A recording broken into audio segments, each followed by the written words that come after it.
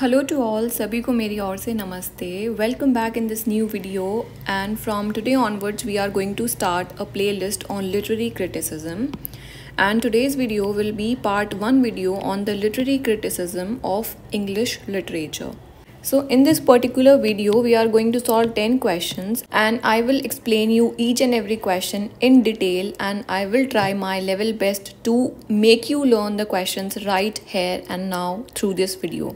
You just have to be a little attentive and take a rough notebook, a pen and paper and try to write down the answers because that is going to help you retain the answer for a long term.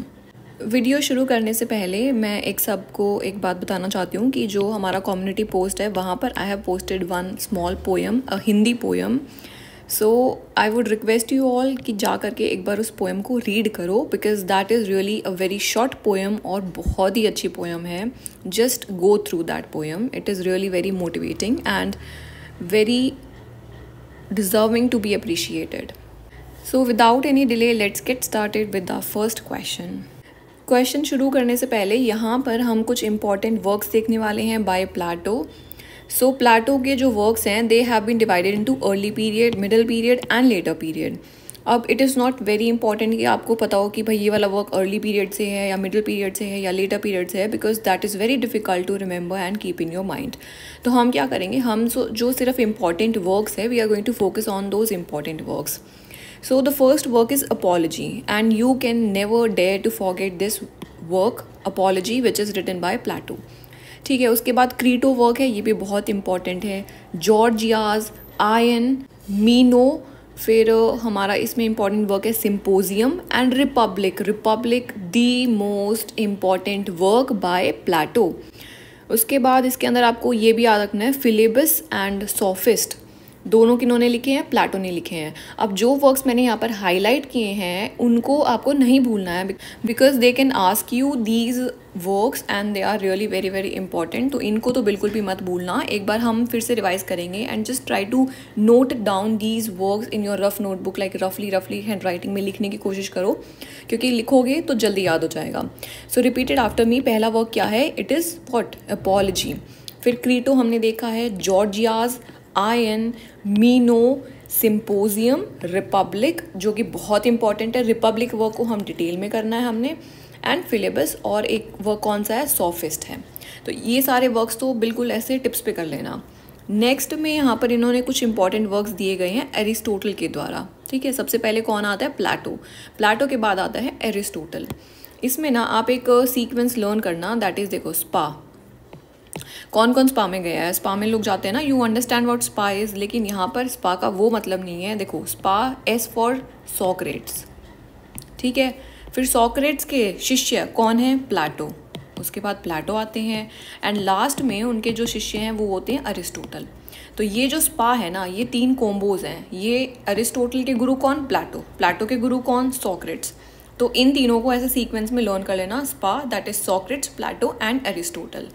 अब हम important works discuss करेंगे which are by Aristotle. Okay. So इसमें जो important works हैं, dialogues learn कर लेना. एक तो डायलॉग्स इज़ वेरी इंपॉर्टेंट.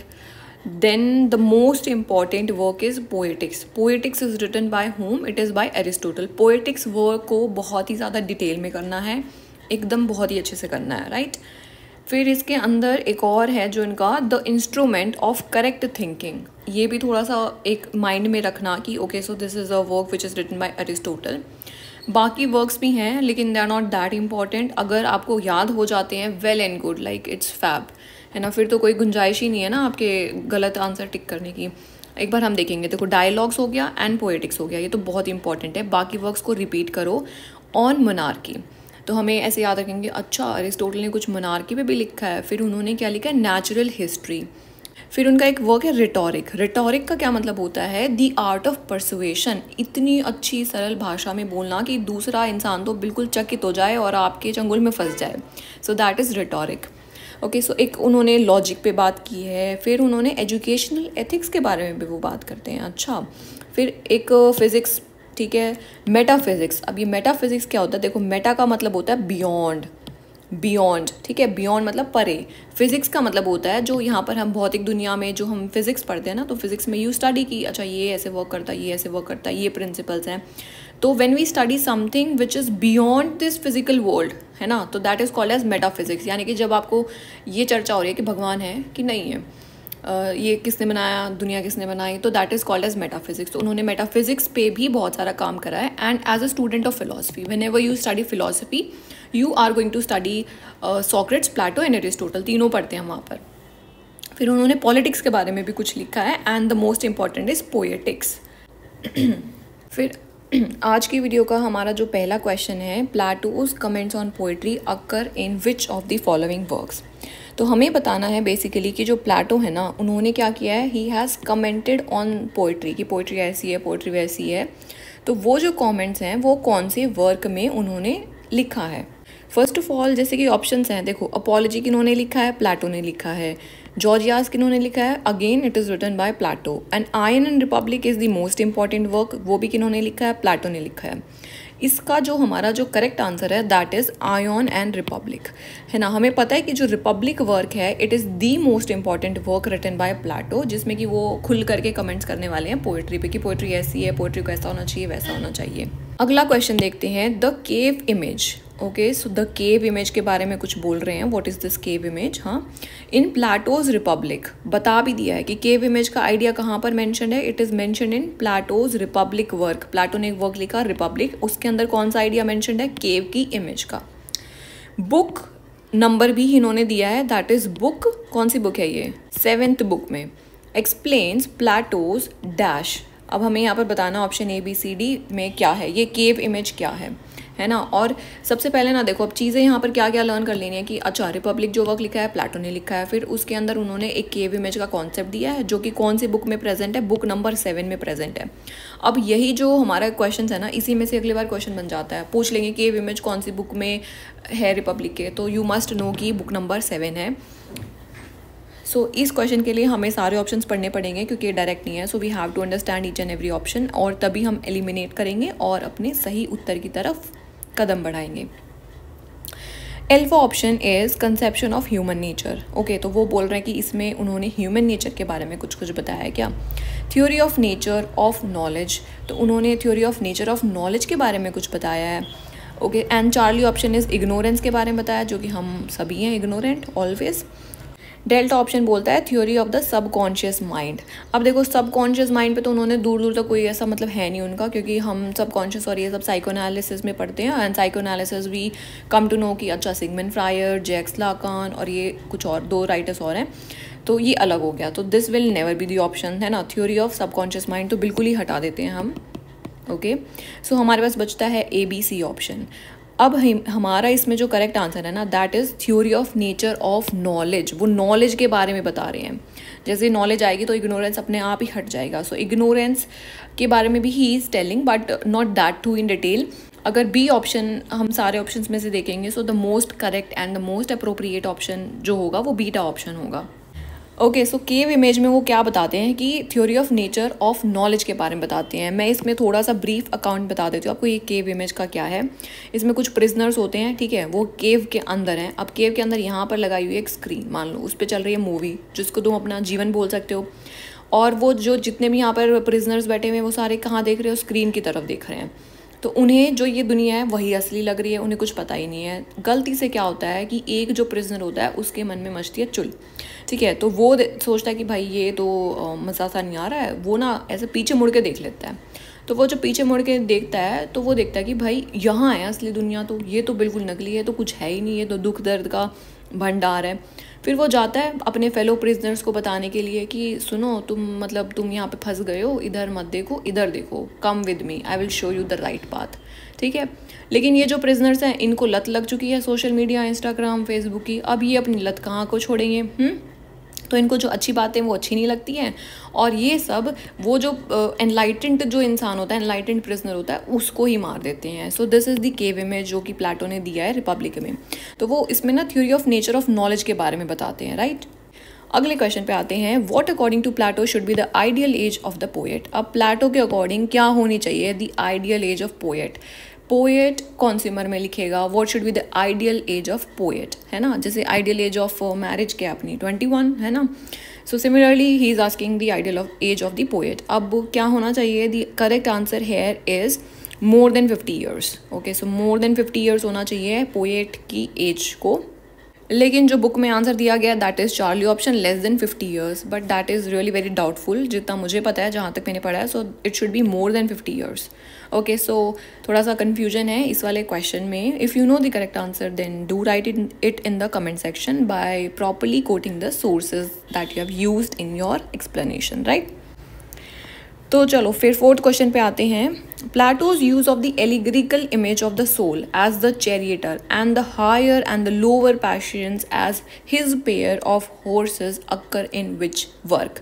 तो एक वर्क हमें बताना है जिसकी पूरी एक्सप्लेनेशन, पूरा जो कच्चा चिट्ठा है वो दे रखा है. क्या है उसके अंदर स्टोरी है, प्लेटो ने क्या करा उसके अंदर, एलिगरिकल इमेज यूज़ करी है. एलिगरिकल मतलब एलिगोरिकल क्या होता है कि कुछ है उसको नकली इमेज दिखा करके कुछ दर्शाना चाहते हैं हमें. ओके, रियलिटी दिखाना चाहते हैं. उसके अंदर उन्होंने कैसी इमेज शो करी है, जो सोल है हमारी. Okay, so this is the soul, है ना. ये चला रही एक रथ, उसके पास यहाँ पर 2 घोड़े हैं. एक घोड़ा कौन सा है, हायर पैशन का, एक घोड़ा लोअर पैशन का. वही मतलब एक अच्छी आत्मा, एक बुरी आत्मा, जो हमारे अंदर से ऑलवेज आवाज़ आती रहती है ना, हम कुछ भी काम करते हैं कि ये मत कर, but still we do that, है ना. So that's how we become a bad person. Okay, so उसमें ये एलिगोरिकल इमेज प्रेजेंट करी गई है. That is what we have to tell. तो कौन सा वर्क है. अब इसका आंसर ना रिपब्लिक तो है नहीं, क्योंकि रिपब्लिक उसका मोस्ट इंपॉर्टेंट वर्क है जिसमें वो केव, एलिगरी और थोड़ा मतलब प्रैक्टिकल नॉलेज के बारे में बता रहे हैं. And this is not the story of Republic. Let us look at the options first. इसका हमारा जो करेक्ट आंसर है that is Phaedrus. Okay, so Phaedrus, Charlie option is the correct answer. Republic नहीं होगा as I have told you. Ion भी नहीं है and Meno is also not the work. Okay, so इसको आप एक्सेप्शनली लाइक लर्न इट, है ना, क्योंकि हम हर एक वर्क की समरी नहीं करने वाले हैं. So we are going to see it through the options. तो फेडरस में याद रखना कि अच्छा एक सोल के बारे में बता रहे हैं, गुड है और लोअर कुछ उसके 2 सारथी हैं वो जो उसको घसीट रहे हैं, लेकिन रथ लेके जा रहे हैं. So the correct answer is Phaedrus. Next question पे आते हैं. In which of the following has Plato treated the relation of language to the reality. तो कौन से वर्क में जो प्लेटो हैं वो लैंग्वेज और रियलिटी के रिलेशंस के बारे में बता रहे हैं. अब हमने फेडरस का ऊपर देखा, हमने फेडरस की स्टोरी क्या थी, तो Phaedrus will not be the answer. बच गए हमारे पास आयन, क्रैटिलस एंड प्रोटेगोरस. तो अब इसका जो करेक्ट आंसर है that is Cratylus. CRATYLUS is the correct answer. Okay, so इस वाले वर्क में वो क्या बता रहे हैं, he is talking about the relationship between the language and reality, how the language is related to the reality. तो कौन सा वर्क है, क्रैटिलस, है ना. फेडरस में क्या था, अभी बताया था ऊपर. फेडरस में what have we studied in Phaedrus. Phaedrus में वो सोल और वो सारथी की बात हो रही है. लैंग्वेज को रियलिटी से लिंक कर रहे हैं क्रैटिलस वर्क में. और जो केव एलिगरी था वो कौन से वर्क में था, रिपब्लिक वर्क में. तो हमने 3 वर्क्स को डिटेल में like we have done it, right. Okay, so you have to keep that in mind. अगले क्वेश्चन पे आते हैं. Who said. अब यहाँ पर पूरे का पूरा कथा है, मतलब पूरी की पूरी कुछ स्टेटमेंट्स हैं and we have to tell कि अच्छा ये किन्होंने बोली है. So let us first read the statement, मतलब समझते हैं, and then we will be in a better position to answer the question. I soon realized that poets compose their poetry not by wisdom. अच्छा जी, तो बोल रहे कि I soon realized मतलब मुझे एहसास हुआ कि जो poets हैं वो अपनी पोएट्री को wisdom से नहीं बना रहे हैं, मतलब दिमाग लगा के नहीं बना रहे हैं, but by the force of nature and inspiration, just like soothsayers who also maybe find things but lack knowledge of what they mean. Okay, soothsayers कौन होते हैं, soothsayers होते हैं जो हमारा भविष्य बताते हैं कि भाई फॉर्च्यून टेलर्स होते हैं, दिखाने जाते हैं ना आप अपनी हाथ और कुंडलियाँ जो भी कुछ भी बता देते हैं. तो वो उससे कंपेयर कर रहे हैं पोएट्स को सूथसेयर से. पोएट्स को किससे कंपेयर करा जा रहा है, सूथसेयर से. सूथसेयर कौन है, फॉर्च्यून टेलर. फॉर्च्यून टेलर अभी बताया, जो कुंडली बताते हैं, भविष्य बताते हैं हमारा, वो सूथसेयर्स बोलते हैं उनको. So he is comparing the poets to the soothsayers. अब ये भी पूछा जा सकता है ना क्वेश्चन में. And who also may be fine things but lack knowledge of what they mean, ठीक है। तो वो बोल रहा है कि जो फॉर्चून टेलर्स है ना, जिस तरीके से वो भी कुछ भी भविष्यवाणी कर देते हैं, कुछ भी बोल देते हैं, लेकिन उन्हें सच में नहीं पता होता कि बट लैक ऑफ नॉलेज होता है, उन्हें पता ही नहीं कि वो क्या बोले जा रहे हैं। Similarly he is comparing the same thing with poets. Poets को बोल रहा है कि जो पोएट्स हैं वो अपनी पोएट्री कंपोज करते हैं, विजडम से नहीं कंपोज करते, दिमाग लगा के नहीं करते, but rather by the forces of nature and inspiration. कुछ देख लिया, कुछ अच्छा लग गया, कुछ उनको कहीं प्यार व्यार हो रहा है तो उनका दिल टूट गया, and they are writing some poetry, they are writing some song, so that is what has been compared by Plato. So अच्छा, तो ये direct answer I have told you. Okay, so the correct answer is Plato here. Okay, so Plato ने compare किया इस चीज़ को। You know Plato that he was not so much praising the poets, poets को वो praise नहीं कर रहे हैं। और तो जो पोएट्स हैं वो अपनी राइटिंग से लोगों को बहका रहे हैं, उनके अंदर इमोशन जागृत कर देते हैं जिनका उनको कभी उपयोग भी नहीं करना होता, और वो उससे दुख ही दुख लेते हैं बस। 7th क्वेश्चन पे आते हैं, in which of the books Plato said. Okay, अब यहाँ पर फिर से again the statement is being said by Plato. तो स्टेटमेंट देख लेना, कई बार वो स्टेटमेंट दे देंगे, बोलेंगे किन्होंने बोला है, तो पता होना चाहिए प्लेटो ने बोला है, लेकिन यहाँ पर वो पूछ रहे हैं कि प्लेटो ने ये स्टेटमेंट कौन से वर्क में बोली है। For the poet is a light and winged and holy thing, and there is no invention in him until he has been inspired and is out of his senses. मतलब क्या बोल रहे हैं कि भाई वो जो पोएट है ना, is a light and winged and holy thing. Okay, angel जैसे उनको बता रहे हैं, and there is no invention in him. Okay, उसके अंदर कोई इन्वेंशन नहीं है, कुछ सोच नहीं पा रहा है वो, एंड हैज़ बीन इंस्पायर्ड, बस वो इंस्पायर्ड है, कुछ देख लेता है, कुछ उसके मन में आ जाता है, and he is out of his senses. Poet को बोल दिया कि भाई जो पोएट है वो तो आउट ऑफ हिज सेंसेस है, मतलब कुछ नहीं कर रहा है। Okay, so these lines are being said in the work Ion. Phaedrus में तो वो सोल वोल की बात कर रहे थे, तो Phaedrus is not the answer, Apology is also not the answer, and Republic भी आंसर नहीं है। आयोन वर्क है जिसके अंदर वो ये सब बातें बोल रहे हैं।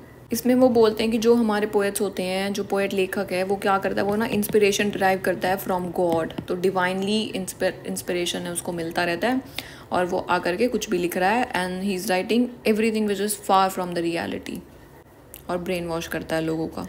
8th क्वेश्चन पे आते हैं, हु सेड दैट। अब यहाँ पर again statement is given. Statement क्या दी है, poetical imitations are ruinous to the understanding of the hearers. Okay, so ruinous का मतलब होता है हार्मफुल। तो बोल रहे हैं कि जो पोएटिकल इमिटेशंस है ना, जो पोएट्स जो इमिटेट कर रहे हैं, है ना, रियलिटी तो लिख ही नहीं रहे हैं, इमेजिन करते हैं उसको, इमिटेट करे जा रहे हैं, और वो बोलते हैं कि जो पोएट्री है ना, इट इज़ थ्राइसली इमिटेटेड, है ना।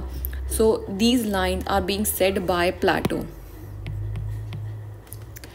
ओके, सो प्लेटो क्या बोलते हैं कि जो पोएटिकल इमिटेशंस है, they are harmful to the understanding of the hearers. जो उस चीज़ को पढ़ रहे हैं, जो पोएट ने लिख दिया है और जो उस कविता को पढ़ रहा है ना भाई, उसके लिए हानिकारक है वो सब।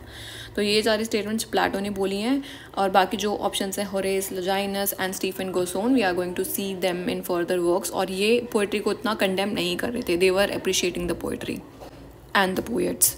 9th क्वेश्चन पे आते हैं, in which book of the Republic does Plato discusses his theory of imitation, है ना। केव थ्योरी था, फिर हमने देखा है थ्योरी ऑफ इमिटेशन। अब ये भी पूछना है कि अच्छा थ्योरी ऑफ इमिटेशन किन्होंने दी है, तो ये भी पता होना चाहिए कि theory of imitation is given by Plato. बहुत इंपॉर्टेंट है उनकी cave allegory and theory of imitation, these 2 concepts are very important.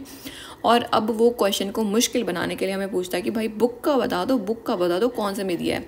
Cave theory का हमने देखा था ना, कौन से बुक में था केव थ्योरी का, वी सॉल्व्ड 1 क्वेश्चन, तो कौन से में था वो, 7th बुक में था।